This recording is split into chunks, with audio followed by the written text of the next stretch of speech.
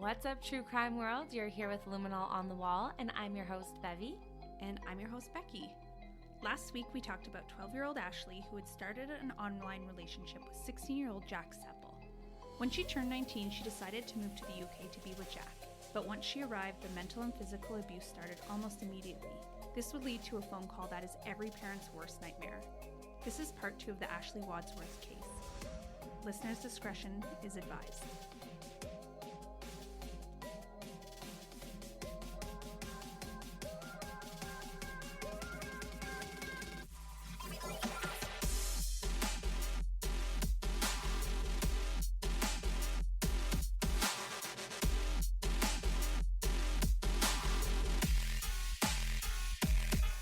So Bev, only a couple minutes after the phone call ended, it was around 11 a.m. in the UK, and Jack messaged his mother on WhatsApp saying, "I beat up Ashley really bad." His mom asked him, "Is she hurt?" "Why, Jack?"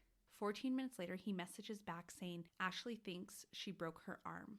He had picked her up and threw her on the ground and punched her and ripped her all around the lounge. Jack's mom never responded to that message. From 11:22 a.m. to 12:38 p.m., Ashley, in a panic, had sent multiple text messages using Jack's phone to her family and friends in Vernon and her missionary friends in Chelmsford. Some of the messages that were sent from Ashley said, "I need your help. It's an emergency. Please." Unfortunately, no one got the messages for hours. Because of the time difference, or? Yeah, partially. So her family back in Vernon, they were 8 hours difference, right? So they were still, it was early hours of the morning. They were asleep. And her other friends, I assume, were just out and about doing stuff, but no one got them right when she sent them. When she needed them. When she needed them the most. Ugh. I'm guessing that Jack's mom was on the plane or something. Yeah. Because why the hell else wouldn't she fucking reply to that? Exactly, yeah.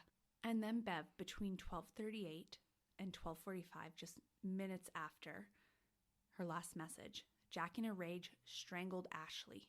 He then went into the kitchen, pulled out a knife that was about 11.5 centimeters long, went back into their bedroom, and he made a choice to stab Ashley at least 90 times in the chest. 90 times? Yes, in the chest and abdomen.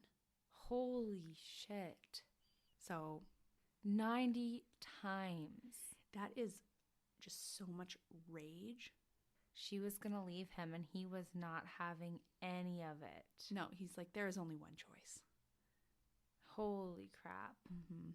That is brutal.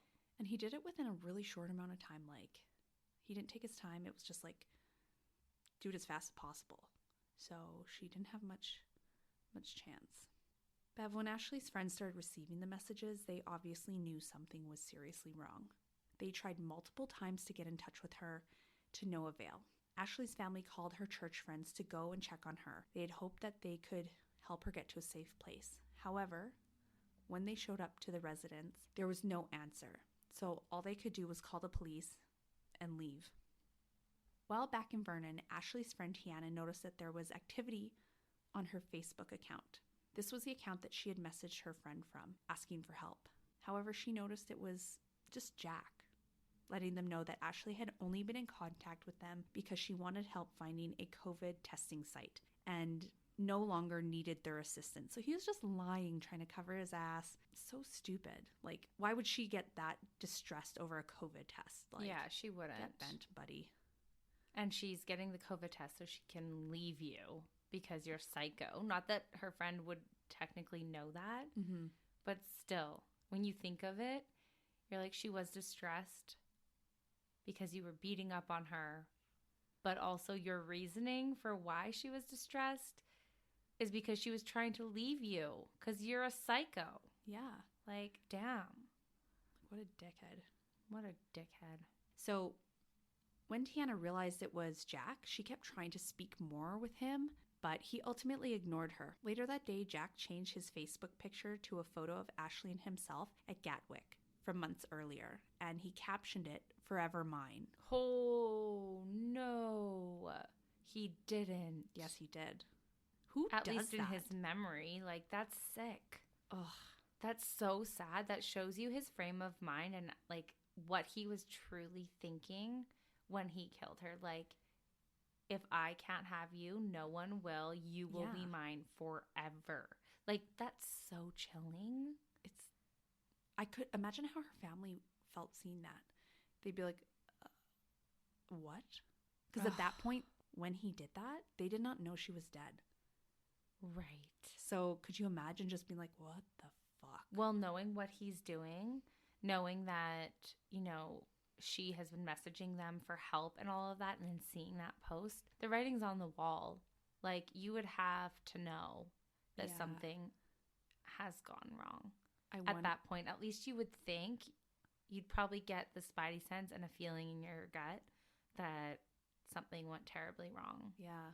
Just if you knew the circumstance, right? For sure. And her family did. So I really would be curious to know just exactly, like, did they have like a really strong intuition, or were they just like, huh? I bet you they did. How could they not, right? Yeah. Yeah. So on top of the Facebook post, he also made a video message that was intended for Haley, who is the sister. Yes. And it was of him breathing heavily with Ashley's body visible in the frame. He said that he loved her and was sorry, but he couldn't ever let her leave. See? That's what you called it. That is what he sent to Ashley's sister. He just made it. I'm not sure if he actually had the chance to send it to her, but he made it. Wow. In that same video, he had also made the statement, "My head was fucked. I'm so sorry, Haley, for taking your sister." Once he was done making that video, apparently he had attempted to make small superficial stab wounds on his own chest, which... to cover his tracks. Yeah, to make it seem like they were in a equal fight, and he somehow just... he had a reason for killing her. Yeah, like, what the fuck? Yeah. I mean, I get why he did it. Like, I do understand his logic. I don't agree with it. I think it's twisted and stupid, but I understand, like, his logic in doing so. Yeah. It's not going to work. It's rather stupid, considering you stabbed this poor girl 90 times. But, yeah, I get it. Like, okay, what sure, the fuck? Try and make this story seem plausible. Sure, Yeah, sure. Around 4 p.m. that day, Bev, Jack had called his sister Nadia on a video chat, and he told her, "I've killed Ashley." And then he actually showed his sister Ashley's dead body. Oh my God. The call was abruptly ended because at that point the police had been called, as we know, and were there and had broken down the front door because he was not answering them. The officers noted that they were met with a shockingly calm Jack, and they saw the horrific sight and Ashley's body like right away. It's not like it was hidden away. It was just right there. And his demeanor is just calm, cool, collected. Like, what the hell? Like, he's on a different fucking planet. Like, he's just, I'm trying to think of what would happen in your body if you lose absolute control like that. You know, where you're kind of in a psychopathic rage. Mm-hmm.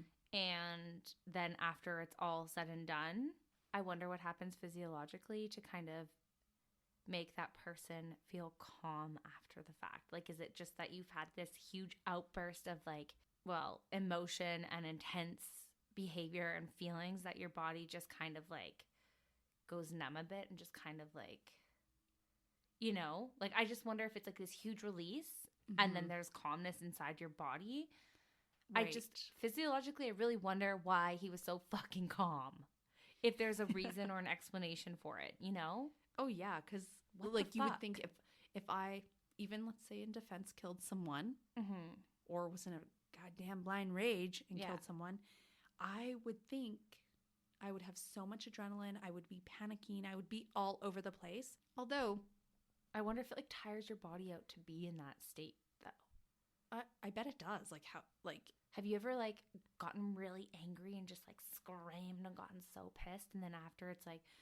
I'm asleep. Yeah, I'm asleep. Like, I just wonder if that's something that contributes to that, but who knows? Yeah. It was a couple hours later, so maybe that is it. Maybe his body was fully, like, exhausted from, one, that takes a ton of energy to stab someone 90 times. And beat them to that extent.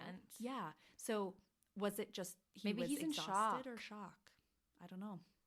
It's hard to say. It's weird to think about, but It's curious. yeah, shock might be a good explanation. Mm-hmm. Anyways, he's calm. He's cool. It's off-putting as fuck because Yes. of what the cops have seen in front of them. Exactly. And to kind of describe the scene that the police did walk into, so one, they had to kick the door down and they noticed a ton of blood everywhere. There was like pools of blood splatter. And what was curious to them, though, is they actually saw a bunch of blood smears on an Xbox controller. And what they kind of concluded from that was once he had his way with her, he literally just played Xbox for the afternoon. Like, he didn't leave the apartment. And so they assumed he just sat there playing video games all afternoon and then made his Facebook post, made his little videos, but ultimately was just chilling playing video games. Wow. So that's so callous. I can't even handle how callous that truly is. Like, I take this woman's life knowing that she was pleading for help and wanted to leave, and then with her body like in the same room as me, I just play Xbox like it's just another regular day. That's crazy to me.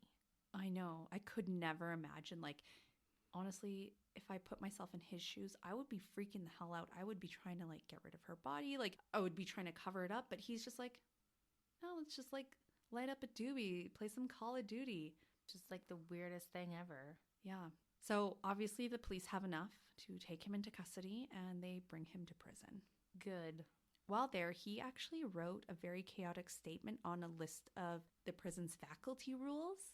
So I think this also kind of points to like just where his head was at. He was not in the right frame of mind, a little chaotic. And what he wrote down is that he claimed that he was high when he murdered Ashley, but also made the statement that he stabbed the life out of her to prove I fucking own her. And at the time of his arrest, he had told police that he had gone completely psychotic. Holy fudge, Becky. That is so devastating to me. I fucking own her. That's disgusting. He never wanted her to leave. He wasn't going to let her leave. Forever his. He fucking owns her.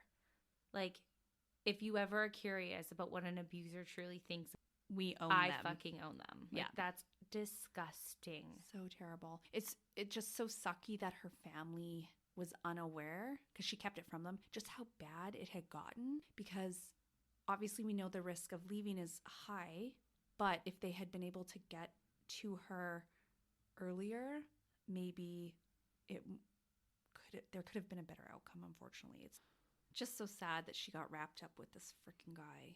So sad. From such a young age too. Mm-hmm. Dang.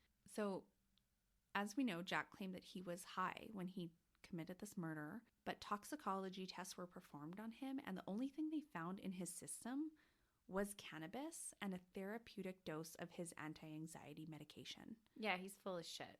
Even if he was on cannabis, yeah, it doesn't shift your judgment so dramatically that you're gonna fucking fly into a blind rage and murder somebody the way you did. There's no excuse. Like, it just seems like he's trying to justify or excuse his behavior in some way. Dumb capacity. And it's just so stupid. I just can't fucking handle how stupid it is. It's just so fucking stupid. God, you're so stupid. You're so stupid, Jack. Yeah, you're so stupid, Karen. Oh. And a little later, before any trial was about to commence, a psychiatrist found him fit to plead and stand trial. So he was in the know. There was nothing. He was mentally aware and stable. Well, to make the decision, at least. To make the decision or to stand trial. Exactly. In September of 2022, Jack realized that the evidence against him was mounting.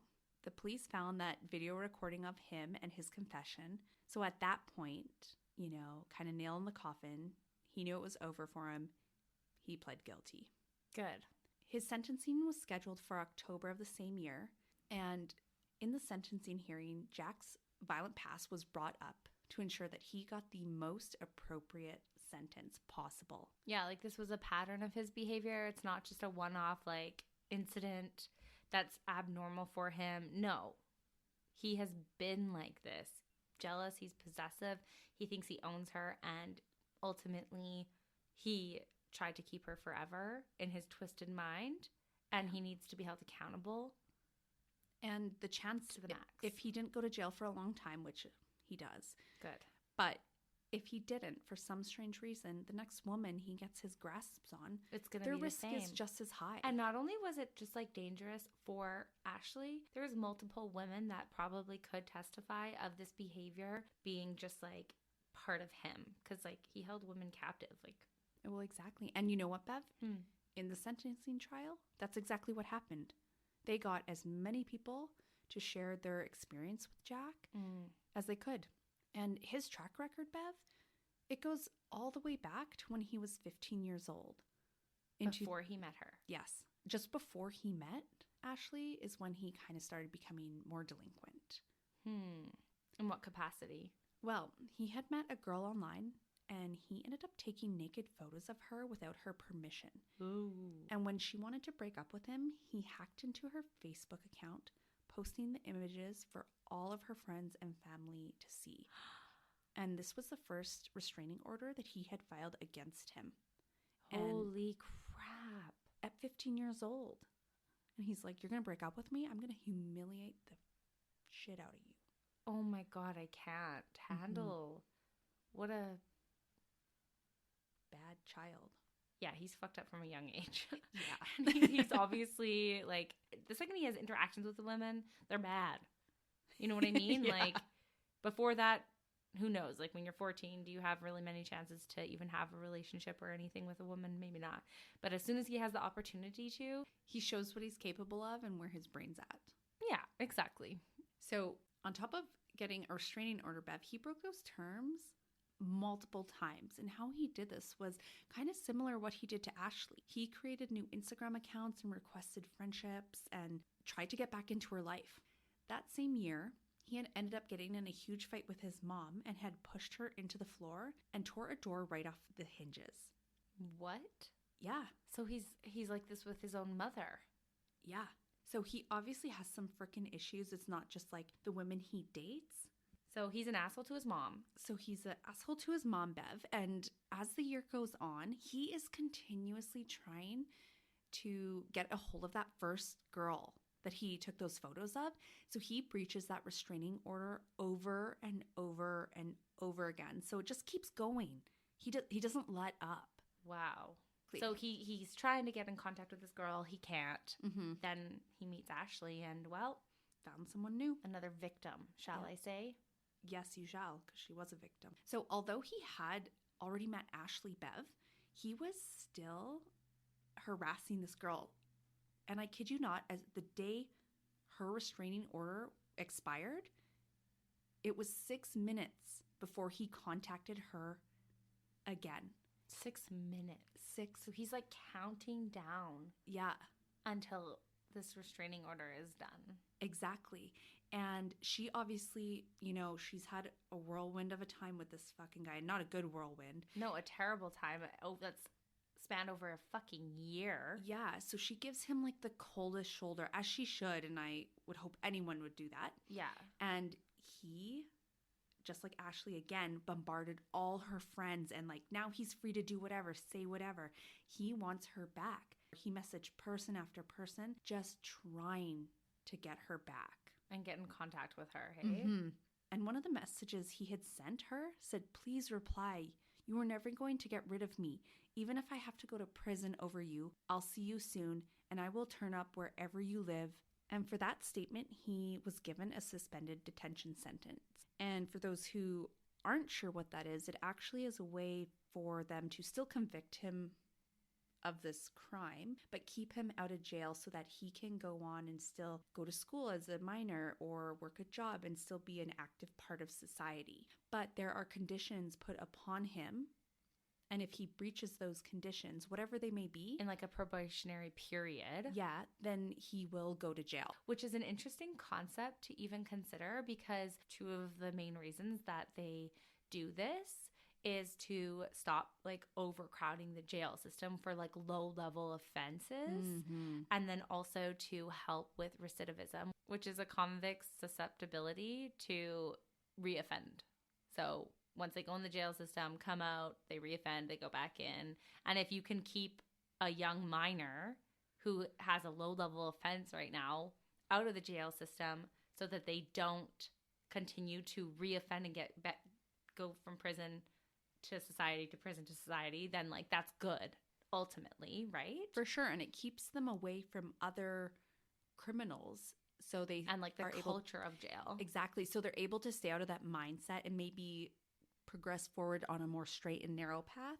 Yeah, exactly. And be a valuable member of society and will ultimately not be a criminal. So I think it's an interesting concept.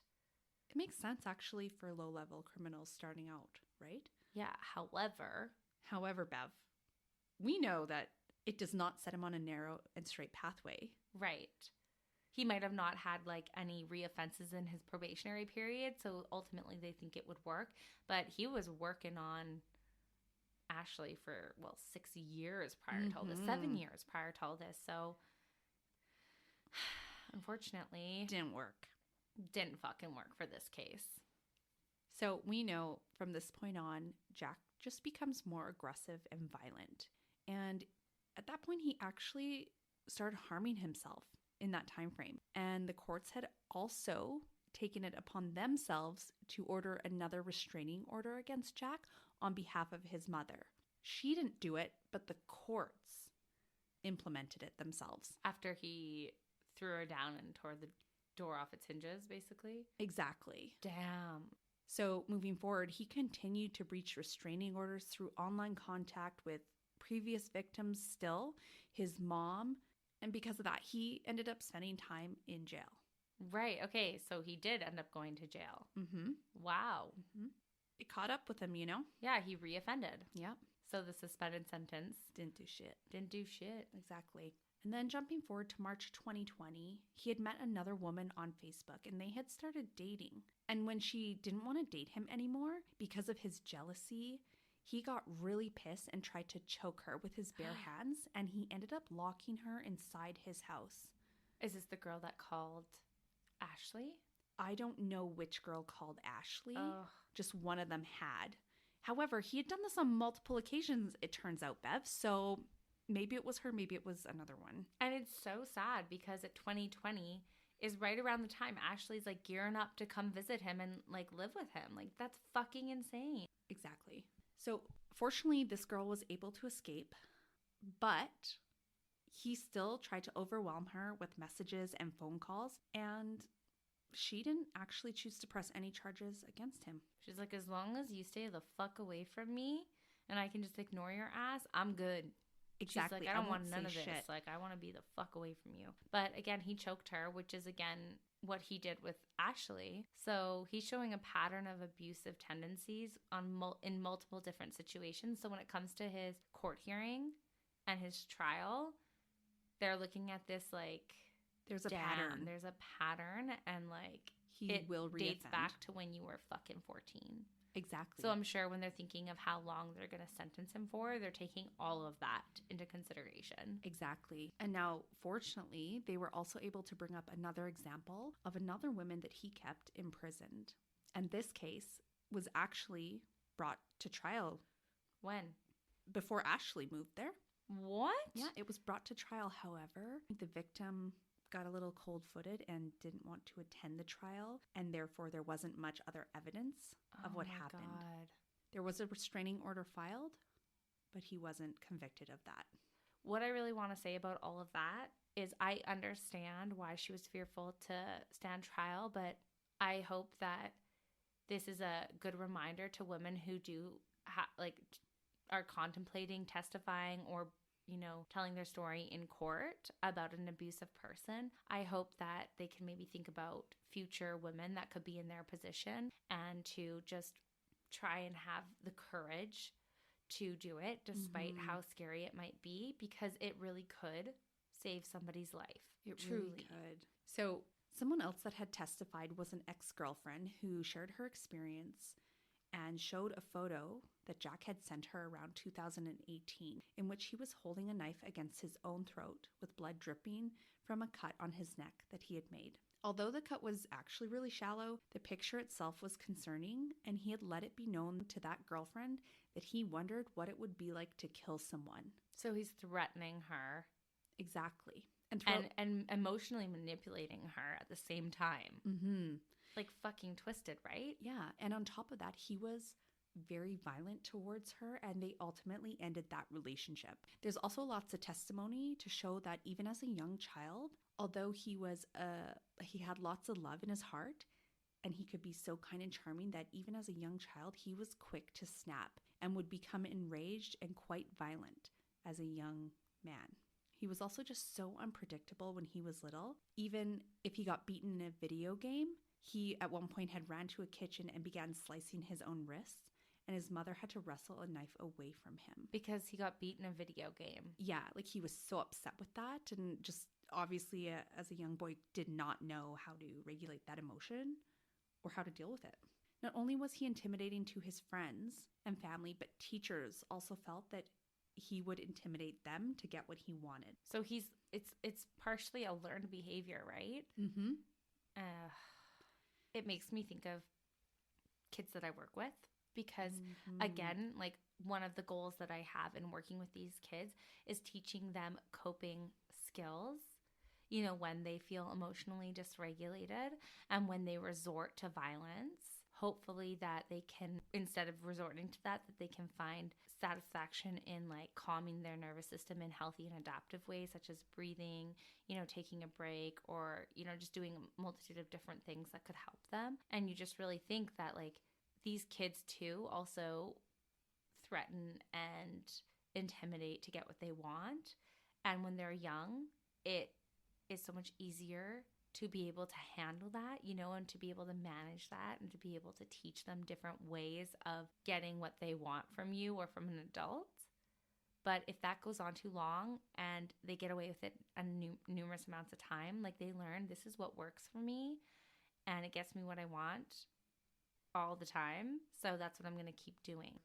Hearing cases like this, Bev, it must put a really interesting perception on your job and like what you do on a daily basis. Because like, yeah, you know where these kids could end up, but then hearing a story like this that has commonalities with some of the kids you work with, it gives me a different passion for wanting to help them and more purpose in what I am doing, because they're so young. You know, sometimes you're like, oh, you know, they're having a tantrum, this, that, and the other thing. But no, it's like what I'm doing, I'm kind of paving the path to like give them different skills later in life that could truly change the trajectory of where they're going. It does just put more emphasis and power into what I'm doing. Yeah. So after hearing all the evidence and testimony, Jack Sepple was ultimately sentenced to life in prison, and he is not eligible for parole for at least 23 years. Jack's lawyers passed along an apology letter to the Wadsworth family. Part of it read, "It's no excuse, but I know my intrusive thoughts have had a big effect on my thinking and my actions."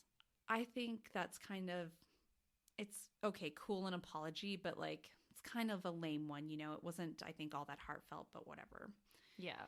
You know, Ashley's family is going to miss her every day for the rest of their lives, and they will struggle with, besides the obvious of their daughter and sister being gone, is the fact that Jack, a serial violent offender, has the right to anonymity for his previous crimes. Because he was a minor? Yes. Because he was a minor and some people didn't want to press charges, stuff like that, right? Yeah. And so the risk that he posed on society as he got older was huge, and no one knew about it. Right. And that's what her family struggles with to this day. And what really makes Ashley's family salty is the fact that they actually had researched Jack a bunch online to see if anything came up, and especially before Ashley moved to the UK. Right. And they found nothing. So that just brings a different light to the anonymity aspect of what they're talking about, where it's like we were trying to look out for our daughter's best interests, but because of that, we couldn't see that he had a violent past with multiple partners. Therefore, we had some sense of security letting our daughter fly to a different country to be with this guy without any of us being present. Exactly. And Damn. the thought that like a criminal has so much privacy in some circumstances, it's just bull crap. Yeah.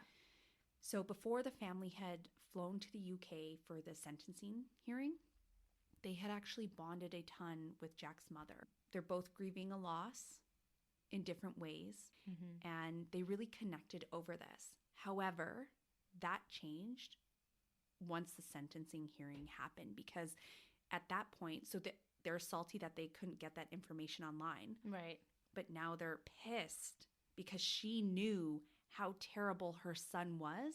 Yeah. And she didn't do anything. Like, oh, be the voice of Jack, you shouldn't hit her. Yeah, no fucking shit, you shouldn't hit her. Yeah. But she didn't do anything, like call the cops to intervene in this violence. I know. I was thinking of that too. It's like, you knew who your son was. You knew. He abused you, you know?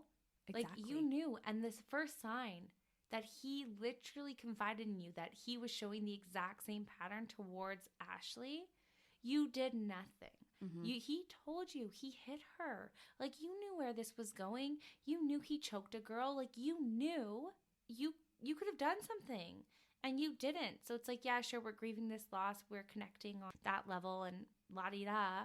But at the same time, you're looking at this woman going, you could have protected my daughter. You had every opportunity to protect my daughter, to tell her family that this is something that was going on. Like, Becky, put yourself in her shoes. If I was his mother, I would have, if I got one iota sense that my son was hitting or abusing a woman in general, I would call the cops, one, on my son. I wouldn't give a shit. Like, that to me is unacceptable. Like, you hit a woman once, you have a past of it. Like, no. I would not be selfish in being like, I want my son here with me out of jail. Like, no, I would call the police, and I would find a way to contact her family and be like, your daughter is in danger. This is going on. Wouldn't you?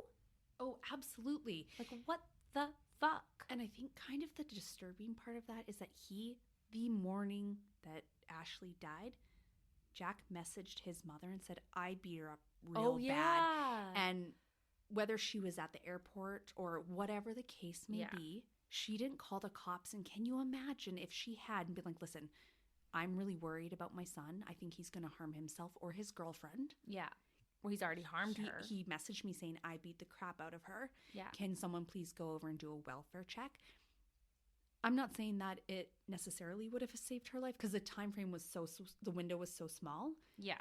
But still. It could have. And she even had like a month prior or whatever it was when he said he slapped her or punched her or whatever. Like, that's what I'm talking about. Like, the first sign of it. Like, you don't have to wait till he beats the shit out of her. Like, you know that's what's going to happen. Exactly. Like, you know who your son is. Yeah. Like, damn. You know he has a horrible track record. So, Ashley's parents, are they in contact with Jack's mom now? Or they're pissed? They probably want nothing to do with her, or what? From what I was able to find, that was like the end of that relationship. Yeah. The only thing that intertwines them is the fact that her son killed their daughter. Yeah. They're not friends at this moment. Good. And to be clear, I'm not saying it is her fault. Like, Jack's mom, it is not her fault, because he made the choice to do this. But it just sucks that she didn't act when she saw that there was a major threat. Yeah, well, she just had the potential to help this girl in a meaningful way, and ultimately made decisions not to. So and that's what's hard to hear. For sure. And I bet she lives with a ton of regret every day of her life, because it is a scary situation, right? Right. But I bet she lives with a ton of regret. Either way, both families lost a loved one in some capacity. Yeah. And I hope that throughout the rest of their lives, they are able to find some sense of peace while they have to continue on in their lives. And I'm just so sorry for the devastation that these families have had to deal with. 100%. That's all I have for this story, so thanks so much for listening. Thanks for sharing.